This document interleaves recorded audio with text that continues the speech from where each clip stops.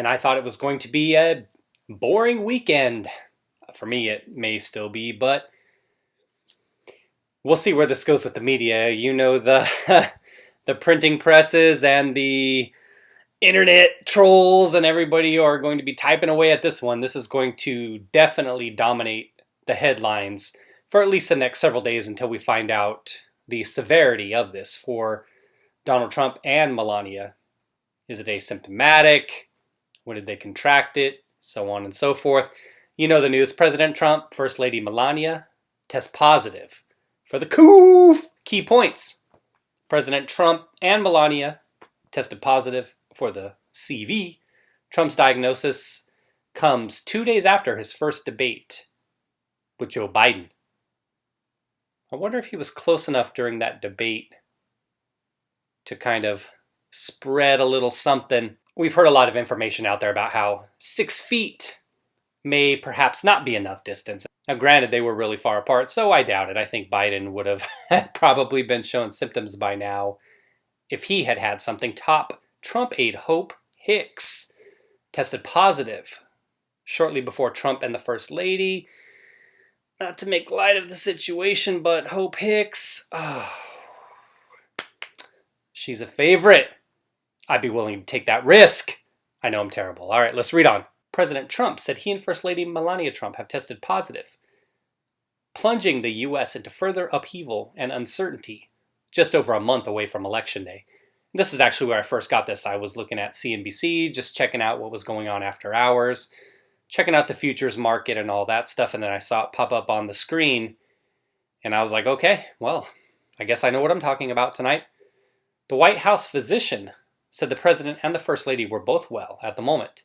In a tweet Friday morning, Trump said, "We will begin our quarantine and recovery process immediately. We will get through this together."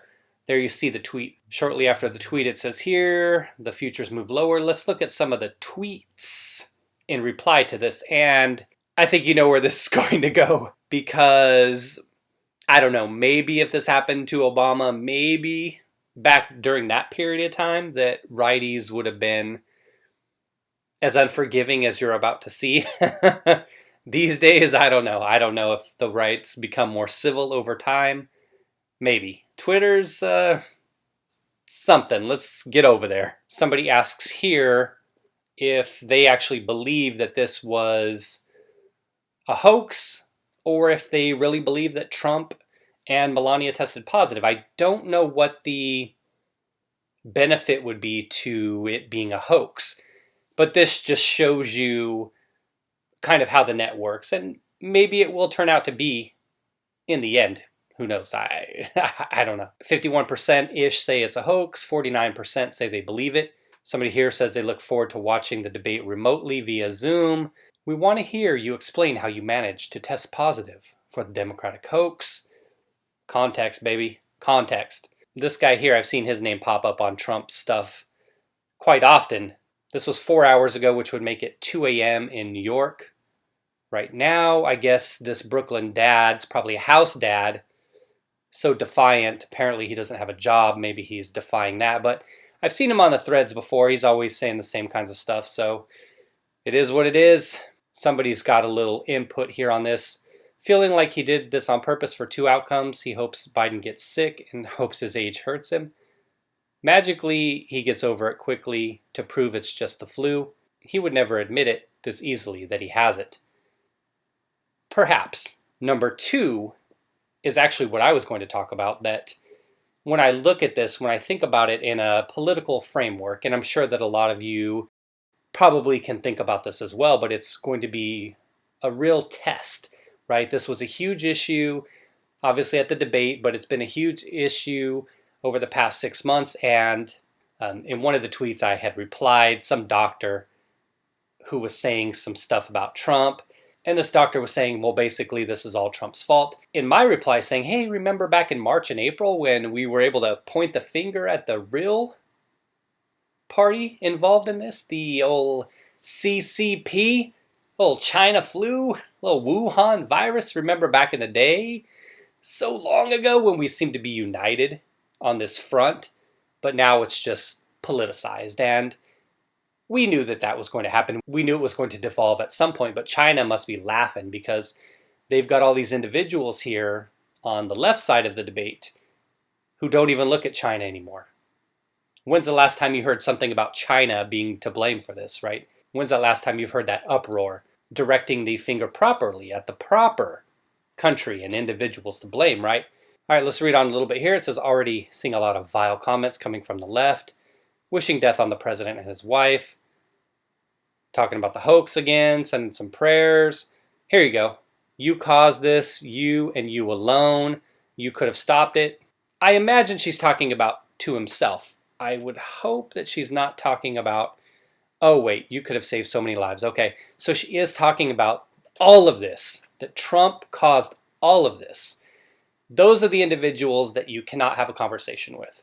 If you can start the conversation with saying, hey, China did this, there's things that Trump could have done, there's things Cuomo could have done, individual governors and whatnot, then you can have a conversation with that individual because you know they're rational. But when you sit here and say that Trump caused it, he and he alone, then you know that individual's gone. Here's the Simpsons clip. Not sure she believes he tested positive. My mother's in the hospital with double pneumonia, struggling to breathe, all from you failing to do your job. Okay, strong believer in karma. All right, we know where that's going. The American people are praying. Somebody says, now we're good. Some more prayers, more Simpsons. There you go. So you see it. I'll scroll through a little bit more here. Just go ahead and pause it if you want to read those. Check this one out.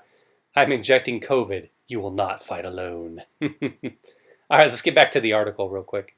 White House physician Sean Conley said in a memo early Friday morning, the president and the first lady are both well at this time, and they plan to remain at home within the White House during their convalescence. Melania says, as too many Americans have done this year, POTUS and I are quarantining at home after testing positive. For the 19, we are feeling good, and I have postponed all my upcoming engagements. Please be sure you are staying safe, and we will get through this together. He also said he expects Trump to continue carrying out his duties without disruption while recovering. The announcement came hours after the president said he would begin a quarantine process after top aide Hope Hicks tested positive for it. Hope Hicks. Okay. All right, gotta get it together. CDC and prevention guidelines say people should stay at home and quarantine. The agency says people should quarantine for 14 days. Trump is currently scheduled to appear at his second presidential debate with Democratic nominee Joe Biden on October 15th, or 13 days after he revealed his diagnosis. The Commission on Presidential Debates didn't immediately respond to a request for comment on how Trump's diagnosis affects the upcoming debates. Trump and Biden are also set to square off on October 22nd. I heard that people out there on the left, most likely, I don't think anybody on the right would say this, but they were suggesting that Trump maybe is faking this to avoid the next debate because you heard the news, right? They're trying to get the debate format and kind of the rules and stuff changed, and I guess the individual moderating the next debate, I don't know much about that individual, but that person said they're a devout never-Trumper. Not necessarily a non-biased party in my opinion, but the suggestion was there that he'd be skipping the debate to avoid that situation.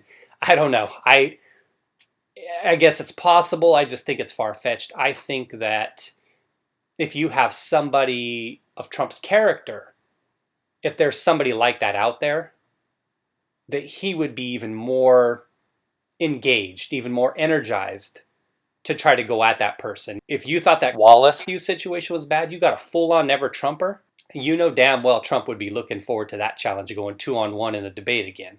2-on-1, his words, not necessarily mine. I'll wrap it up here, kind of leave you with my thought.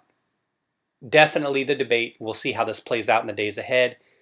Asymptomatic symptoms. Are they going to show any symptoms? How many people within their circle may have this?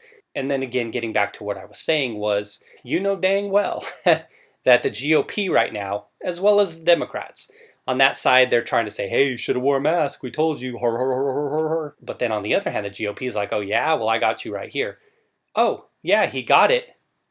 He's 74, he's old, he's kind of fat. He's not in the best shape. He may have some comorbidities. But he was able to beat this thing in a couple days, or he never showed any signs or symptoms. So there you have it, folks. You don't have to wear a mask. You're good. If this old fat guy can get over it quickly, then you can as well. Let me know what you guys and gals think about this, everybody. Take care. Headed into the weekend. It should be an interesting next couple days. All the best, everybody. Be well.